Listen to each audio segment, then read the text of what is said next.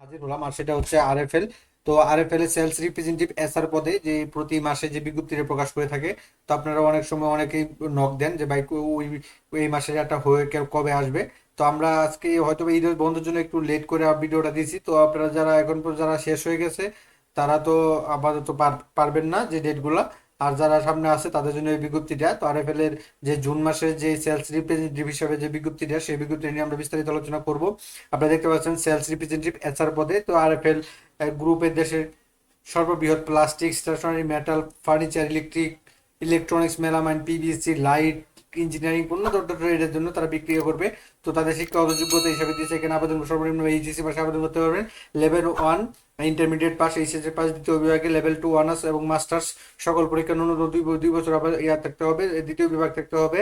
মাসিক বেতন লেভেল অনুসারে তারা কিন্তু এটা ভাগ করবে, সেটা এখনো তারা উল্লেখ করে নাই। আর আমরা আন্তাজি কোনো বলি না, বেতন বলি না, যেহেতু আমি এটা বিষয়টা আমরা জানি না কত টাকা ধরে না করে, এই জন্য আমরা জানি না। যারা আপনি যদি একদিন যে আপনার নিকটস্থ তাদের অফিসগুলোতে, তাদের সারা বাংলাদেশে সারা জেলাতেই তাদের অফিস আছে, তো তাদের নিকটস্থ অফিসগুলোতে আপনারা গিয়ে একদিন সরাসরি সাক্ষাৎকার দিতে পারবেন।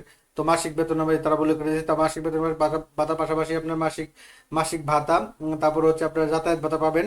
তারপর বিক্রয় কমিশন, ইনসেন্টিভ, বিদেশ গমন, কর্মদক্ষতা ভিত্তিতে পদোন্নতি, বছরান্তরে বেতন বৃদ্ধি সহ অন্যান্য যে সুযোগ সুবিধাগুলো আছে, এই সুযোগ সুবিধাগুলো পাবেন। এখানে আপনাকে আবেদন করলে বা সরাসরি সাক্ষাৎকার দিতে গেলে আপনাকে 18 থেকে 32 বছর হতে হবে। অভিজ্ঞতা যারা আছেন তাদের জন্য 35 বছর পর্যন্ত আপনার শিথিলযোগ্য।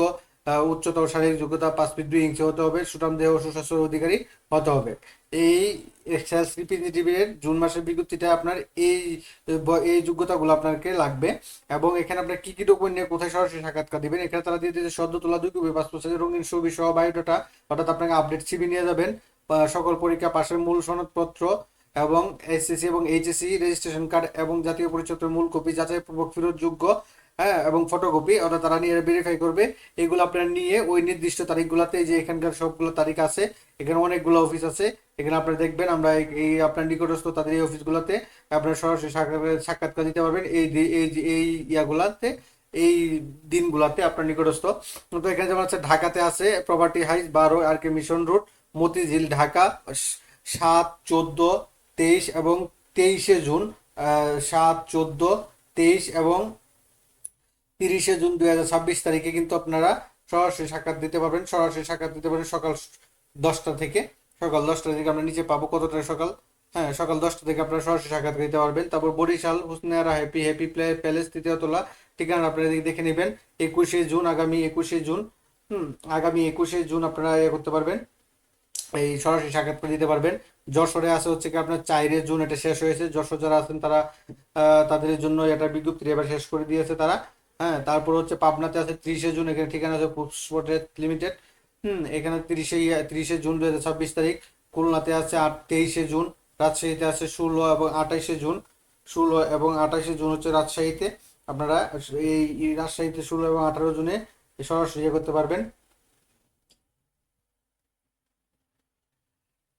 সাক্ষাৎকার দিতে পারবেন। পটুয়াখালীতে আছে 10শে জুন সামনে।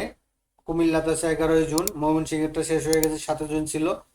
তারপরে চট্টগ্রামে হয়েছে অনেকদিন। চট্টগ্রামে এখানে তারা দেখেন আরএফএল সেলস ডিপো নূর 225 নূর প্লাজে হোটেল ইনের পাশে, 9 তারিখ, 23 তারিখ এবং 28শে জুন।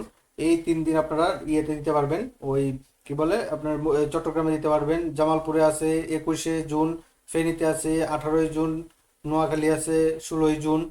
কক্সবাজার আছে 14ই জুন। চাঁদপুর আছে 29 জুন। সিলেট আছে 2 দিন, 10 এবং 18ই জুন। তারপরে হচ্ছে রংপুরে আছে 21 এবং 29শে জুন। তারপরে আছে দিনাজপুরে আছে 14 এবং 24 জুন। বগুড়া আছে 10ই জুন। গাইবান্ধা আছে 10ই জুন, 8ই জুন এবং কুড়িগ্রাম আছে 3ই জুন, অর্থাৎ কুড়িগ্রামটা চলে গেছে। জেলা সমূহ বা বিভাগীয় বা আপনার বাড়ি থেকে নিকটস্থ এই অফিসগুলোতে এই নির্দিষ্ট ডেটগুলোতে আপনার সকাল 10টায় উপস্থিত হইতে পারেন।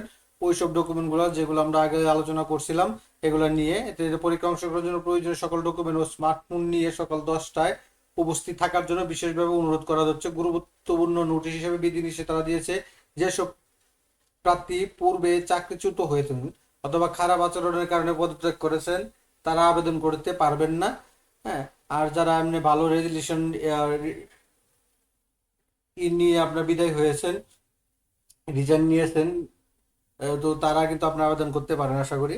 ভালো ইয়া থাকলে পরীক্ষা অংশগ্রহণের জন্য প্রয়োজনীয় ডকুমেন্ট স্মার্টফোন নিয়ে সকাল 10টায় উপস্থিত থাকার জন্য বিশেষভাবে অনুরোধ করা হচ্ছে। নিয়োগ সংক্রান্ত কারোর সাথে আর্থিক লেনদেন করবেন না। এখন আপনারা অনেকে প্রশ্ন করেন যে ভাই কেন প্রতি প্রতি বছর নিয়োগ দেয়? তাদের দেখেন অনেক বড় কোম্পানি, অনেকগুলো প্রোডাক্ট আছে, সবগুলাতেই তাদের এছাড়া নিয়োগ প্রয়োজন বিক্রির জন্য। অনেকেই এই মার্কেটিং চাকরিটা করতে পারে না, কষ্ট সহ্য করতে পারে না, প্যারা নিতে পারে না, যার কারণে চাকরি ছেড়ে দেয়। তো তাদের তো চাকরি ছেড়ে দিলে সমস্যা নাই, তারা আবার নতুন লোক নিবে। তো এইভাবেই কিন্তু আপনার চাকরি করতে হবে, এই জন্যই তারা নিয়োগ বিজ্ঞপ্তিটা ঘন ঘন প্রকাশ করে থাকে।